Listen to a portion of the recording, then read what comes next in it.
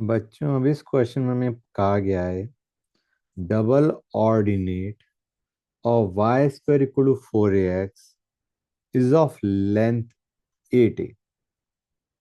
Then the triangle formed by double ordinate and lines joining the endpoints of double ordinate with vertex is a equilateral triangle या right angle triangle या isosceles triangle या none of these.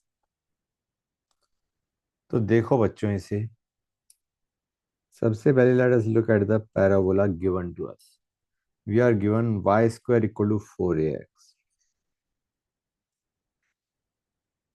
Okay, let me draw it first.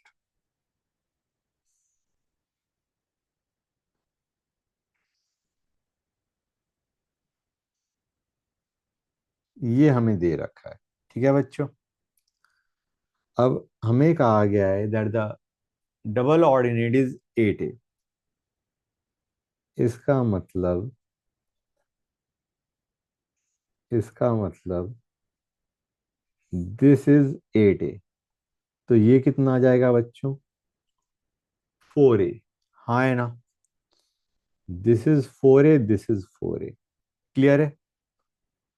तो let us for the time being assume this is x1 comma 4a and this is x1 comma minus 4a. These are the coordinates of these 2 points. Clear है बच्चों? हमें सबसे पहले x1 निकालना है। x1 क्या होगा? This point is on the parabola, so can we write down y की जगह क्या डाल दो? 4a. You will have 16a square equal to 4a x1. यहां से x1 क्या आ गया बच्चों? x1 is 4a. क्लियर है? तो ये पॉइंट हो गया हमारा 4a कॉमा 4a। ये हो गया हमारा 4a का हुआ माइनस 4a। क्लियर? एक चीज तो तुम्हें सिमेट्री से दिख ही रही होगी कि ये ट्रायंगल की बात करी जा रही है। दिस इज अ ट्रायंगल जिसकी बात करी गई है। Let us mark this down as A B and this was a vertex. तुम सिमेट्री से आइडेंटिफाई कर सकते हो कि V A will be equal to V B. हाँ है ना? क्लियर है guys? You can easily identify V A is equal to V. हाँ है ना? क्लियर है?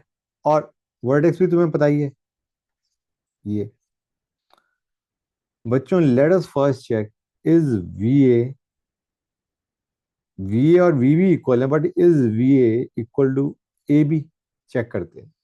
ए बी कितना था guys? A B was 8a। और वी ए कितना आएगा बच्चों? You can easily identify it will be 4√2a। हाँ है ना? ए और वी के बीच का डिस्टेंस निकाल लो। हाँ है ना? तो एक चीज समझ में आ रही है कि it is not a equilateral triangle. हमें दिख रहा है V A equal to V B, but it is not equal to A B, so it is a isosceles triangle.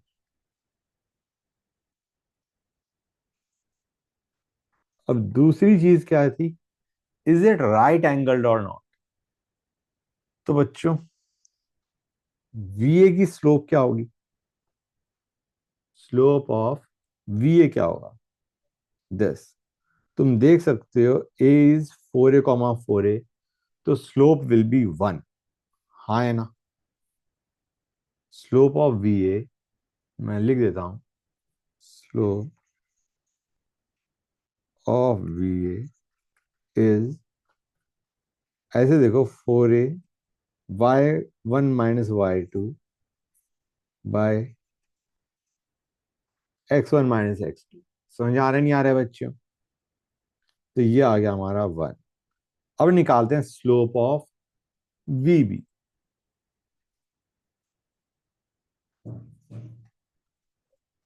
ये क्या आएगा बच्चों? It will be -4a - 0 by 4a - 0. Basically, it will be -1. समझ में आ रहा है नहीं आ रहा है बच्चों? It will be -1 guys. Clear है? And from here we can see एक की स्लोप 1 है, एक की -1 है. Let this be m1, this is m2. And since m1 m2 is equal to -1, इन दोनों का प्रोडक्ट -1 आ रहा है, we can say that VA and VB are perpendicular. समझ में आया नहीं आया बच्चों? VA and VB are perpendicular. So it is a isosceles right angled triangle. It is a right angled. It is a right angled isosceles triangle. Right angled at vertex बच्चों.